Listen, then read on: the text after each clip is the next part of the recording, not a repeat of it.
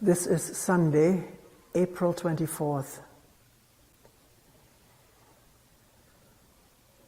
A morning talk and following group dialogue.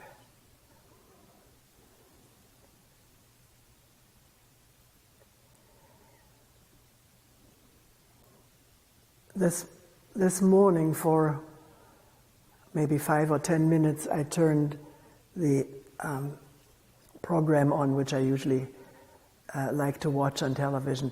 It is called Meet the Press. And there were all kind of religious people, because it was sort of a weekly review of what has been going on, the new Pope. And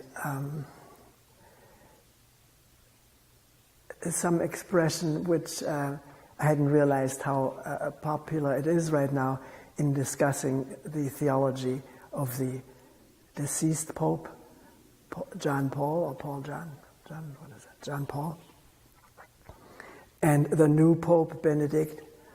There is this the concept of relativism, and the old Pope, and apparently Ratzinger, who is his successor, Pope Benedict, are very much against relativism in religion. In other words, this is how I understand the term, that any religion goes, not to say this one is better than that one, and this one has the whole truth and this has partial truth, or whatever people have come up with. The Catholic Church under these two popes are very much set against this relativism. I take it. It means there's one truth which is sort of outdoing all the others, or is the one truth, and it's absolute. Yeah. Not one of many relative truths. And we talk in Buddhism also about the absolute and the relative. Here we refer to the world of samsara, the world of becoming, of born and dying, the cycles of rebirth. All of that is the land or the realm of relative life or relative truth. Absolute being not one of becoming and the opposite of becoming.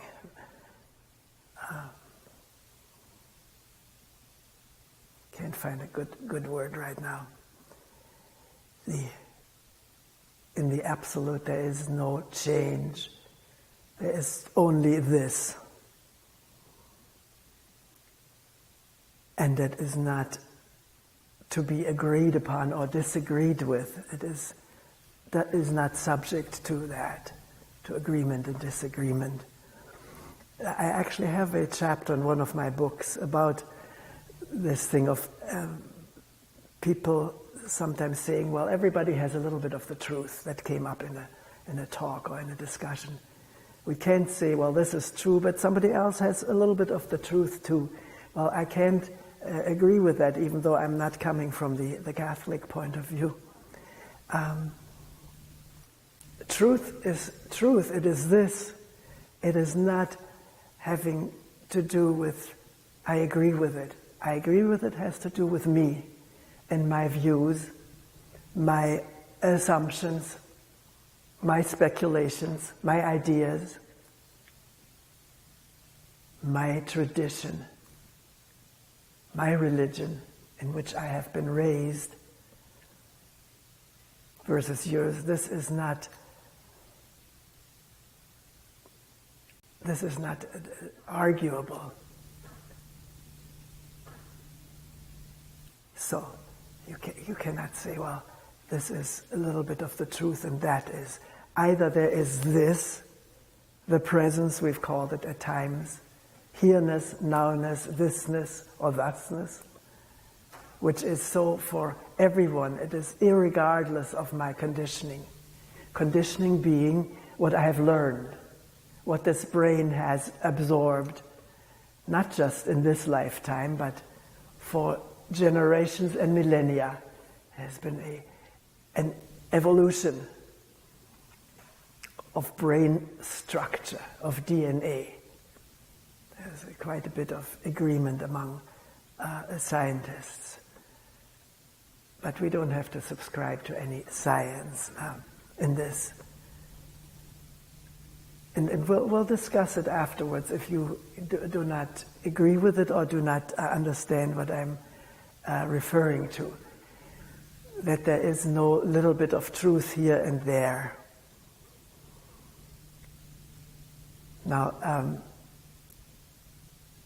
there was one woman, she was the head of some seminary or elevated position in teaching or at Catholic education. And she says she has in her ring a verse.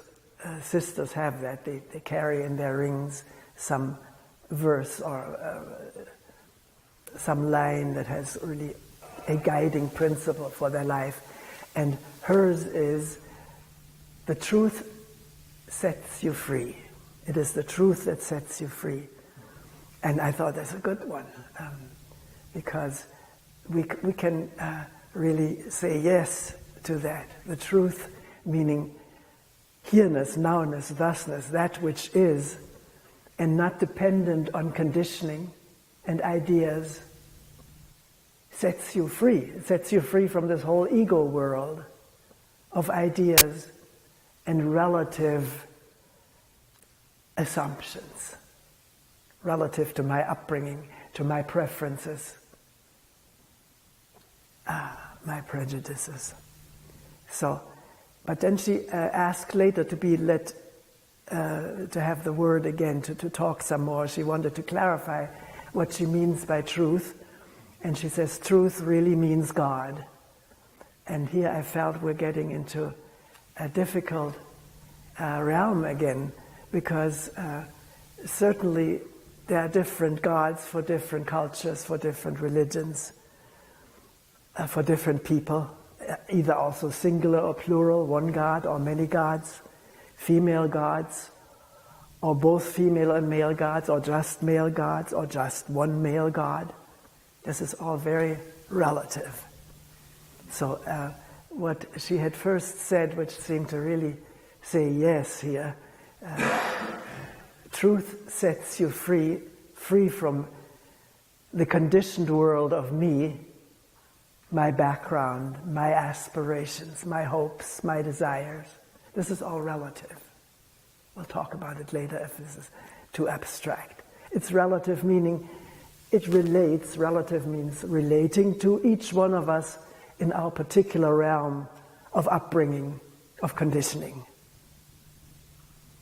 And to be set free of that, I think this is why people come to a meditation center.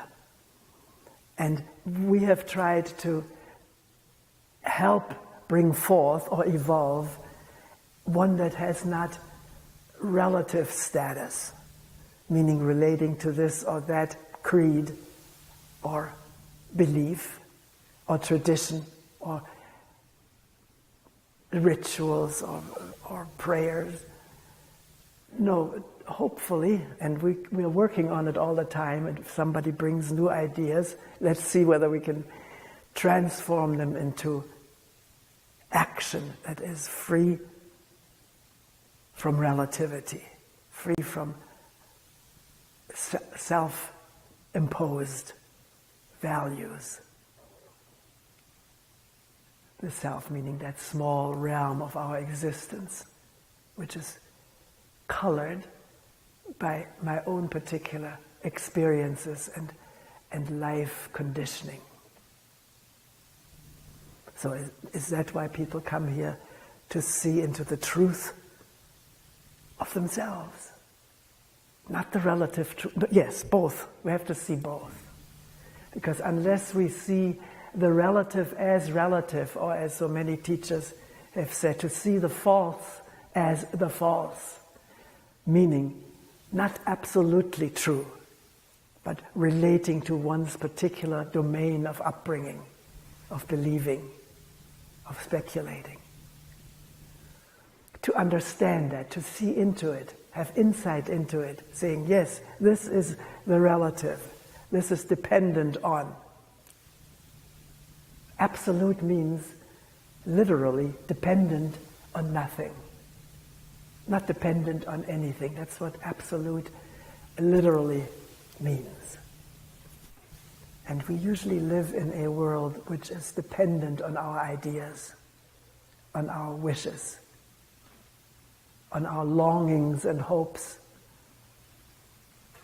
one of which may be to be free of that, to be free of the relative, to have insight into what is absolutely true,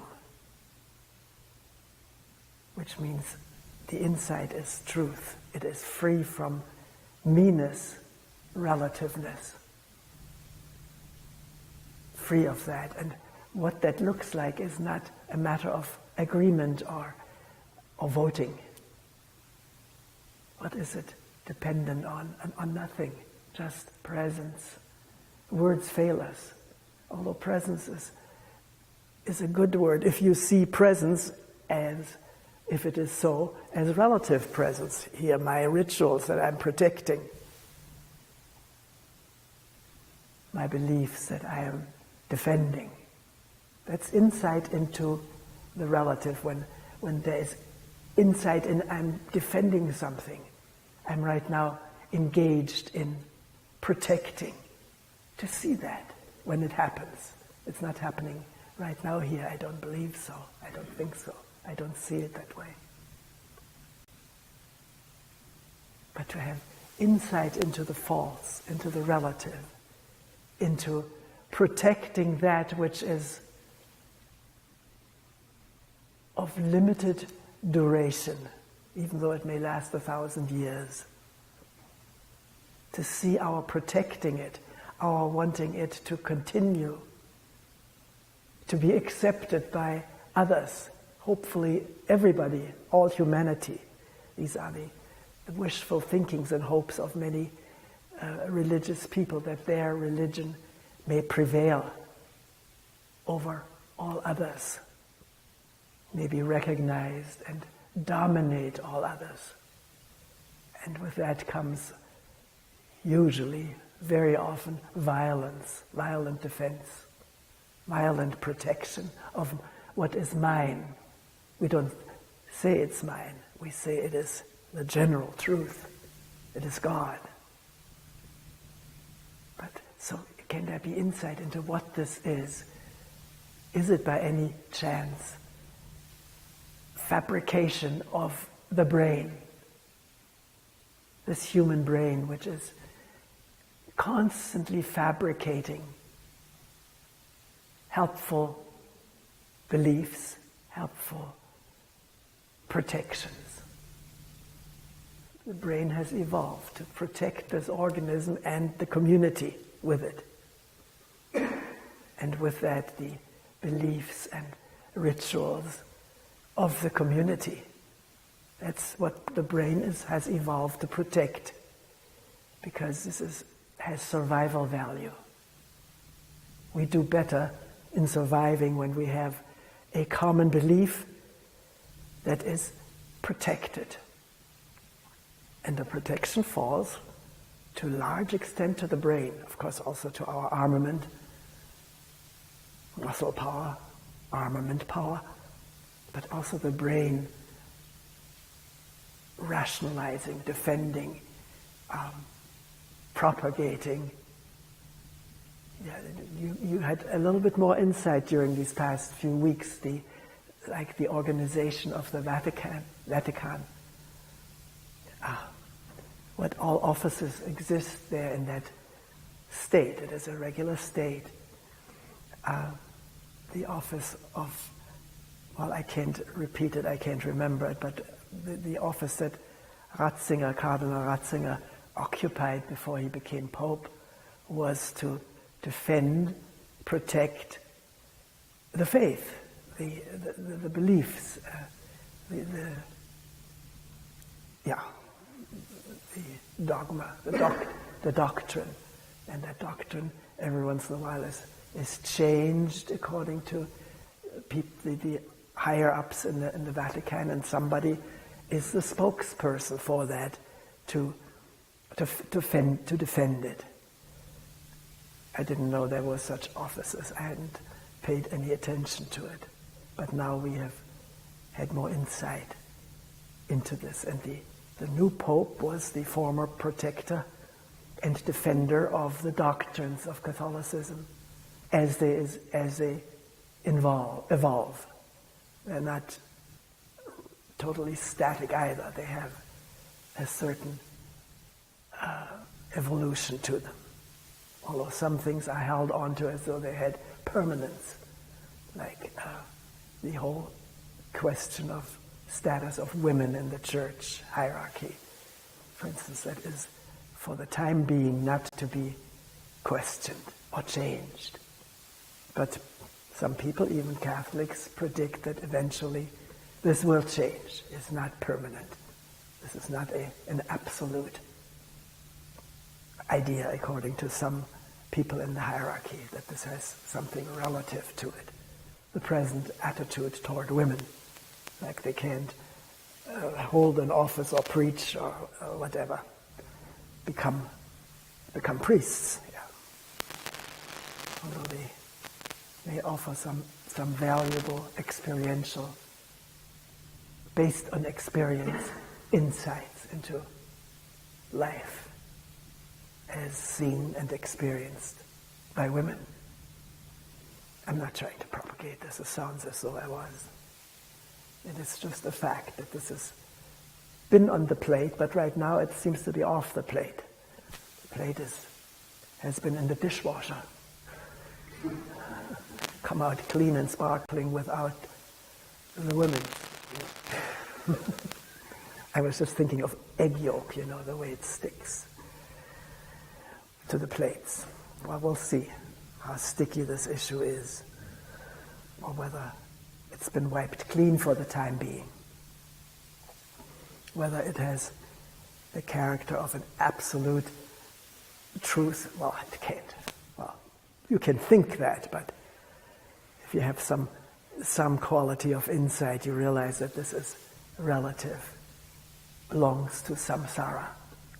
Samsara is, in Buddhism, the world of becoming and ceasing, and becoming and ceasing, becoming and ending, and becoming and ending. This is not, like in Christianity, a one creation which is unique and eventually will end, and then there's all kinds of speculations what comes after. But in the Eastern religions, there isn't such thing of one creation and then this is it. It is a process that is always in process. Yeah, not one creator. The universe is creating itself, self-creating and self-destroying. And for that they have put goddesses and gods who are the gods of creation, or those of destruction, and those of maintenance. These processes are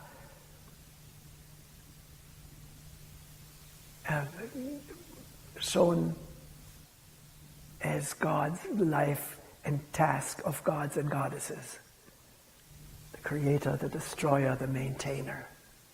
So often you have a threefold God sculpture with three heads looking in different directions, whether it's the creator or the destroyer or the maintainer.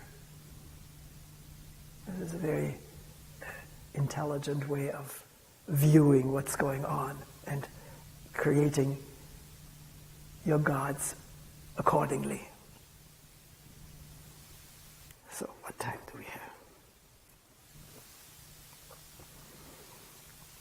So this thing to come back to, are there relative truths? Well, you can say yes, there are, as long as there is a relative life that has its contains its relative truths, its religions. Does it contain its relative sciences? Well, right now, the science is very much tampered with by some religions who claim that the science of evolution is not true. What is true is creationism. So you have made it relative. What has happened, or how human beings evolved, either through creation one time, or evolution, which is labeled as false assumption, false science. And I've sometimes seen a documentary about these universities that have been founded to propagate creationism, and they have footprints of dinosaurs contemporary with footprints of human beings. And they show you these. They have actual museums for that.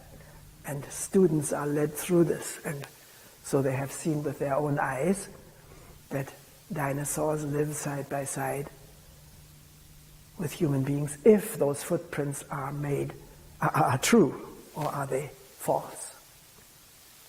And something sort of feels very, very queasy inside that this is what's happening to what we thought was some human endeavor to have some insight into true happenings. Of course, science has made many false assumptions, but it has also not made some true assumptions and gotten us quite a bit advanced on our understanding of the universe and of development of creatures, creations. So,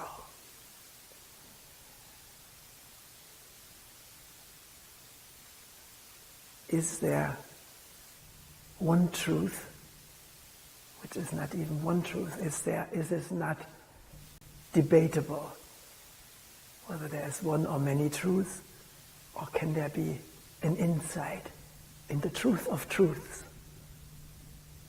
In other words, is it possible for a human being to look and listen? Sometimes we've called it awareing, taking it from that noun awareness, which is a seeing without self-prison, without self-structures. The self-structures of listening and looking, being in abeyance, so that what is seen and heard is clear. Here, now, not tampered with by what has accumulated over the course of our lifetime as memory traces, historical traces. Is it possible? And we have many dialogues these days which I find very enlivening, to be able to dialogue about these things, not just say, we can't, it's impossible, we can never know.